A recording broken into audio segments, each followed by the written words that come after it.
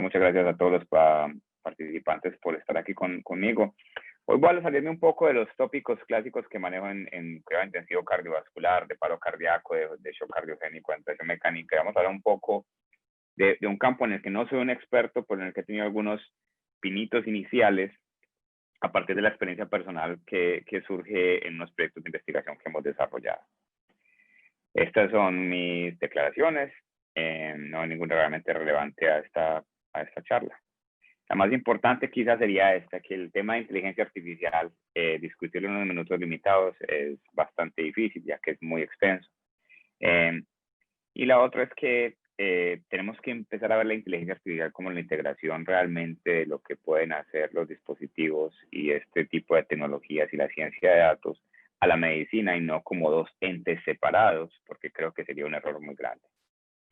Vamos a hablar un poco de lo que son las aplicaciones de la inteligencia artificial en medicina a nivel potencial, más o menos cómo se toman las decisiones médicas e históricamente en qué se ha basado esto y cómo la inteligencia artificial puede expandir la investigación biomédica, cómo se pueden optimizar los recursos de salud y, por último, cómo la inteligencia artificial podría humanizar y personalizar la medicina, algo que puede sonar paradójico, pero que creo que son los mensajes más importantes para llevar a casa. Entonces tenemos el paciente, en el que vamos a empezar a integrar diferentes elementos que nos van a ayudar a verlo y a proveer un cuidado mucho más personalizado, mucho más optimizado en cuanto a la toma de decisiones, en cuanto al contacto con los pacientes y en cuanto a la optimización de recursos. Ahora, como tal, la crisis de COVID nos ha demostrado que esto es clave, porque nos ha puesto lo que llamamos una prueba de esfuerzo, un estrés test de los sistemas de salud de diferentes hospitales en muchos de los países que tuvimos que lidiar con esto. Esto nos ayudaría a derivar algoritmos diagnósticos y terapéuticos, y de ahí empezar a hacer investigación biomédica que como tal puede retroalimentar la inteligencia artificial, puede retroalimentar los algoritmos diagnósticos y terapéuticos a medida que tenemos datos y publicaciones que nos estarían dando un derrotero de lo que sería mejor para hacer para el paciente. Podríamos también optimizar el tiempo con el paciente, tanto en lo que llamamos la consulta ambulatoria como el paciente hospitalizado o la telemedicina de hoy en día. Y herramientas automatizadas que nos permitan que el paciente pueda recibir más atención del clínico, más que se enfoque en dispositivos. Y esto al final nos llevaría a una mejoría del costo efectivo en el uso del sistema de salud cuando se logra integrar lo que llamamos el Big Data en la inteligencia artificial. ¿Cómo se toman las decisiones médicas? Bueno, esto es un proceso muy interesante, y esta es una de las gráficas que presenté el año pasado en la Sociedad Americana de Cardiología, donde vimos lo que pasaba con el cuidado intensivo cardiovascular. Este es mi área de trabajo, entonces voy a hablar de ello. Empezamos a ver el infarto agudo del miocardio haciendo que lo que llamábamos la unidad coronaria. Por eso la unidad coronaria se volvió muy compleja, y en el día de hoy empezamos a ver pacientes con patologías multisistémicas, más allá de la cardiovascular, o patologías cardiovasculares bastante complicadas, que nos llevarían a demostrar lo que está ocurriendo. Entonces, esta evolución nos ha hecho cambiar nuestro paradigma. Simplemente ponemos un paciente en la unidad de cuidados intensivos cardíaco o coronaria en aquel entonces, post-infarto, para monitorizar por arritmias. No, ahora admitimos a ellos un sinnúmero de diferentes patologías, las cuales necesitan ayudar a tener una adaptación del clínico para poder manejarlas mejor. Entonces, la unidad coronaria surgió, pasó de 1960, cuando la creó Julian en el Reino Unido, a lo que vemos hoy. Esta es una foto real de la Cleveland Clinic, un paciente que sacó múltiples dispositivos, bombas de difusión, hemoterapia, reemplazo renal, ventilación mecánica, como ustedes pueden ver acá. Las preguntas que saldrían son, entonces, ¿cuál es el mejor enfoque diagnóstico? ¿Cuál es el pronóstico de estos pacientes? ¿Tenemos suficientes datos para decirlo? ¿Qué tratamientos hay disponibles para esta condición, que puede ser nueva o no necesariamente nueva, sino que está complicando ahora los pacientes cardiovasculares que antes no se veían? ¿Cuál es la eficacia del tratamiento? ¿Cómo se hace el triaje eficaz para poder distribuir la admisión de estos pacientes de una manera adecuada y mejorar los desenlaces? Y el costo de efectividad, que nos ayudaría a hacer enfoques específicos. Entonces, recordemos que no todos los pacientes son iguales, y por eso tenemos que tener datos de alta cantidad, megadatos, big data, que nos va a ayudar a producir y a derivar conclusiones más lógicas. Las decisiones humanas básicamente se han descrito de dos maneras. Daniel Kahneman describió estos dos tipos de sistemas. El sistema 1, que es el sistema instantáneo derivado del instinto, que casi que respondemos. Es algo que viene muy de base, que se puede heredar, que a veces en los entrenamientos deportivos nos puede dar ese momento único en el que se reacciona sin pensar mucho. El sistema 2 es aquel que toma más tiempo, que está dominado por la deliberación, por la lógica, por el análisis, y es un poco más adquirido, se basa en las experiencias, se basa en lo que hemos aprendido a partir de conocimientos transmitidos también. Entonces, las decisiones humanas tienen el riesgo de ser afectadas por diferentes tipos de sesgo y por otros factores humanos que pueden influenciar los desenlaces, tanto el sistema 1 como el sistema 2. El sistema 1, de nuevo, siendo muy distintivo, y el sistema 2 porque pueden haber sesgos de lo que llamamos sesgo de recall o sesgo de anclado. Si en algún momento tuve un paciente con cierta patología, así fuese muy rara, pero porque ese paciente, digamos, falleció, cada paciente en adelante lo voy a ver. Lo vemos, por ejemplo, en pacientes que tienen disecciones aórticas y a un médico de la sala de emergencias se le pasó una disección aórtica pensando que era un reflujo. ¿Qué pasaría en ese entonces? Cada paciente con dolor torácico, por más clásico que sea la costocondritis, por ejemplo, va a pensar en aquel paciente de la disección aórtica y todos los pacientes que vienen por la sala de emergencias van a ser llevados a una tomografía. ¿Por qué? Porque ese sesgo existe ahí a partir de lo que se ha aprendido, de lo que se ha vivido. ¿Es objetivo? No necesariamente. Entonces, ¿cómo se han tomado estas decisiones a través de la historia? Empecemos con la recolección de datos de la Grecia antigua, cuando se empezaron a hacer descripciones a partir de síntomas, a partir de dolencias. Luego, las primeras autopsias en el siglo XVI, más sistemáticas, más elaboradas, nos ayudan a descubrir qué tipo de patologías están ocurriendo y procesos que pueden estar llevando a ciertas condiciones.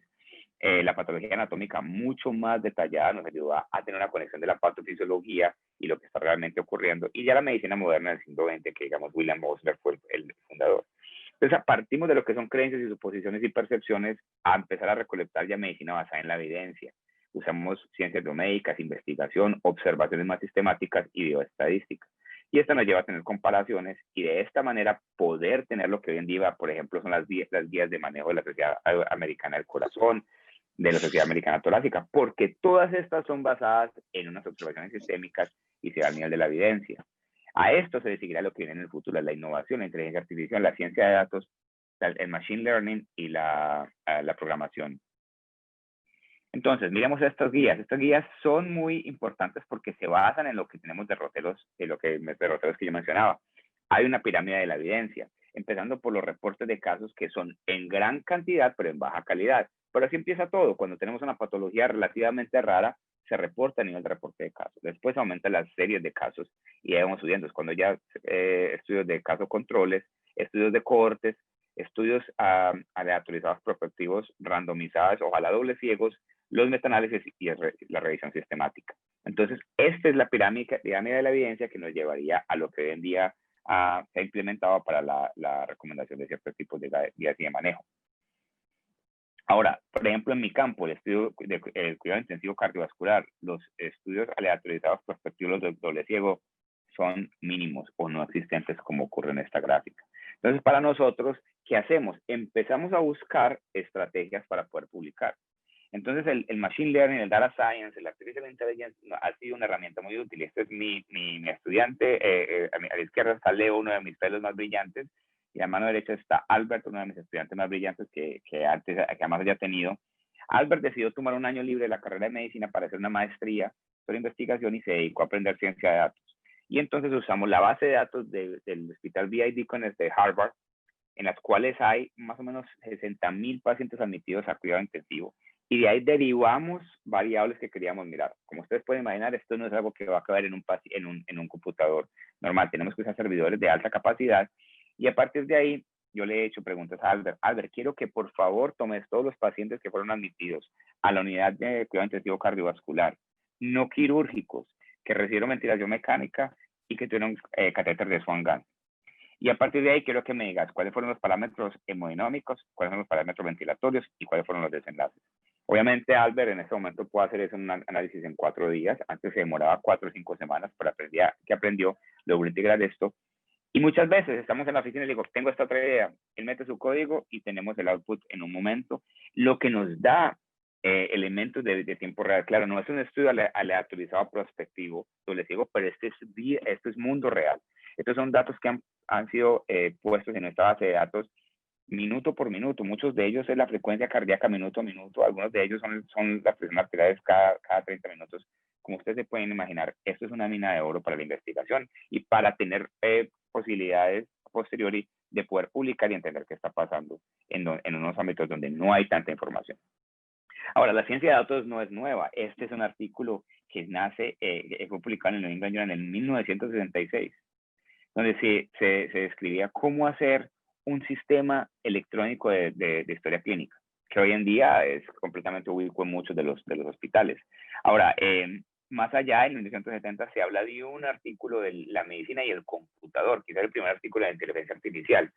Y este autor decía que la ciencia computacional muy probablemente va a tener sus mayores efectos para aumentar y en algunos casos reemplazar las funciones intelectuales del médico. Sí será verdad. Lo que yo pienso es que los sesgos van a ser mucho más minimizados a medida que se hace esto. Pero tenemos que tener en cuenta que ese algoritmo, que ese protocolo que se mete está sesgado porque estamos mirando cierto tipo de poblaciones que, por ejemplo, digamos que hace un estudio en Japón con cientos de miles de pacientes donde se usa ciencia de datos y se derivan conclusiones para recomendaciones de screening por enfermedad aterosclerótica. Muy posiblemente los factores demográficos, sociodemográficos de estas sociedades van a ser diferentes así este estudio se hiciera en Norteamérica, Sudamérica o África mismo. Entonces hay que tener en cuenta esa personalización también un poco. Para obtener de esta meta, vamos a necesitar interacciones nuevas en la medicina, la ciencia de informática y las ciencias administrativas para desarrollar nuevas aptitudes y capacidades que nos ayuden a tener nuevas políticas para el sistema de salud. Ahora, esto es una diapositiva muy interesante. La actualicé esta semana para esta charla. De hecho, la actualicé anoche. En la era de inteligencia artificial y machine learning es más poderosa que la evolución industrial y el descubrimiento del fuego. Esto lo dice Eric Topol. Eric Topol es el cardiólogo principal de Scripps, que fue el que impuso la Cleveland Clinic en el lugar que está hoy. Y Eric Topol se ha dedicado a trabajar mucho esta parte de inteligencia artificial. Yo puse una búsqueda en PubMed con la palabra inteligencia artificial. 113,000 artículos hasta el día de hoy. El año pasado, cuando yo di esta misma charla en Bogotá, hice la misma búsqueda, había 97,000 artículos, estamos hablando de 14,000 artículos en un año con la palabra inteligencia artificial. Y si ustedes ven aquí la gráfica de 1951 al 2021, es exponencial el número de artículos que se han hecho. Muy posiblemente este bajón del 2019 al 2020 se deba a que la mayoría de las publicaciones en primera hora, no la gran mayoría, pero hay un aumento exponencial del número de publicaciones de COVID porque todo el mundo lo está haciendo. Y más allá, no sé si escucharon la noticia, en MIT este año han hecho un proceso de inteligencia artificial donde han logrado identificar el tipo de tos por COVID-19. Y según el programa que están desarrollando, este tipo el paciente tose y el programa les podría decir a usted, alta posibilidad de COVID, baja posibilidad de COVID. Maravilloso, ¿no? Como ustedes ven, hay algunos artículos ya mucho más recientes y mucho más dedicados a la ciencia de datos y a la inteligencia artificial en medicina. Y ese es uno de ellos que recomiendo, que es el Machine Learning in Medicine del New England Journal del año pasado. También en el JACC salió uno específicamente para cardiología. Entonces, las decisiones médicas están propensas a errores y a riesgos de múltiples sesgos. La inteligencia artificial nos podría mitigar esos sesgos y tener una muy buena estrategia para desarrollarnos. Y el uso de Big Data nos podría dar los elementos para hacer investigación y así tener conclusiones derivadas del mundo real, en muchas veces donde no hay los recursos, donde no hay la posibilidad de hacer estudios clínicos controlados. Ahora, ¿cómo nos puede ayudar a utilizar los recursos de medicina y la inteligencia artificial? De nuevo, esta es una diapositiva del año pasado, mi charla en el Congreso de la Sociedad Americana del Corazón, donde hablamos de los diferentes tipos de unidad de cuidado intensivo cardiovascular, nivel 1, nivel 3. Nivel 1 es la más compleja, nivel 3 es la menos compleja. Y esta distribución se hace tanto en Estados Unidos como en Canadá. En Canadá lo hacen mucho mejor que en Norteamérica, en Estados Unidos. Y todavía no se ha designado como un mandato, como lo hacen, por ejemplo, el Colegio Americano de Trauma, tiene nivel trauma 1, nivel trauma 2, nivel trauma 3. Para nivel trauma 1 tiene que tener ciertas especificaciones. Nosotros, como cardiólogos intensivistas, estamos esperando que esto sea implementado completamente, aunque a pesar de que se propuso hace ya 8 años, porque esto nos haría optimizar recursos. No todo paciente con infarto con supernivel en estos días debe entrar a la unidad de cuidado intensivo cardiovascular, pero en mi institución y muchas otras ocurre. La mortalidad sigue siendo muy baja. Estamos hablando del no complicado. Si sabemos cómo podemos optimizar el uso de estos recursos, vamos a tener un impacto alto en desenlaces y en la parte socioeconómica de la medicina. Les pongo un ejemplo muy cercano a casa. Este es el Hospital Bellevue, donde trabajo yo, de donde les estoy hablando. El hospital más antiguo y más grande público de los Estados Unidos. Tenemos 1,400 camas. La primera ambulancia de Estados Unidos fue esta, aquí en este Hospital de Bellevue, está en el lobby de entrada. Y estamos aquí localizados en la parte del río oeste de Manhattan. Este es el hospital de NYU, este es el hospital Bellevue metido acá, y aquí vivo yo, en esta ventanita. ¿Qué ocurre? Nosotros estamos en el borough de Manhattan y este es el mapa de Nueva York. Más o menos recibimos remisiones de 14 hospitales públicos de Nueva York. Como ustedes pueden ver, la distribución es muy diferente a nivel geográfico. Uno está muy cerca, otros están muy lejos. Y tenemos que tener en cuenta que en Nueva York no se hace transporte de pacientes por ambulancia aérea, solamente de órganos para trasplantes, y el tráfico puede ser absolutamente caótico. Más aún, ¿cómo ocurre una transferencia en mi hospital? A mí me llaman y me llaman a mi fellow, que está a cargo, cuando una duda me llama a mí, pero nosotros tenemos la política de decirle sí a todos los pacientes. Cualquier paciente que llamen a Bellevue para ser aceptado, les decimos que sí. ¿Qué pasa? Hay pacientes que se distribuyen entre estables, urgentes, emergentes. Al dar el sí al hospital remitente, tenemos que tener diferentes factores en cuenta en la ecuación. ¿Cuántos números de camas tengo? ¿Cuántas enfermeras disponibles tengo? Tengo otro paciente que está siendo admitido a urgencias que tiene un infarto con nivel IVA para hemodinamia y está en shock cardiogénico. ¿Cuántas máquinas de hipotermia terapéutica tengo? La semana pasada me quedé sin ellas porque tenía 5 pacientes en hipotermia terapéutica. Todos estos factores los resuelvo yo recogiendo, tomando el teléfono, llamando a mi enfermera jefe, muchas veces llamando a administración, ingeniería biomédico, para poder ver cómo puedo mover las cosas. Esto es arcaico y esto es de alguna manera estúpido. Sería muy ideal que yo tenga un sistema donde me dice, este paciente del piso de telemetría va a ser enviado a la casa a las 3 de la tarde, el paciente de la unidad de cuidado intensivo que está estable puede pasar a las 4 de la tarde una vez la cama está lista y a las 5 de la tarde puedo traer el paciente de la remisión. Pero no, todo esto está tomando lugar teniendo miles de llamadas de una manera muy arcaica. Es como si estuviéramos jugando con un abaco en vez de tener nuestro teléfono inteligente.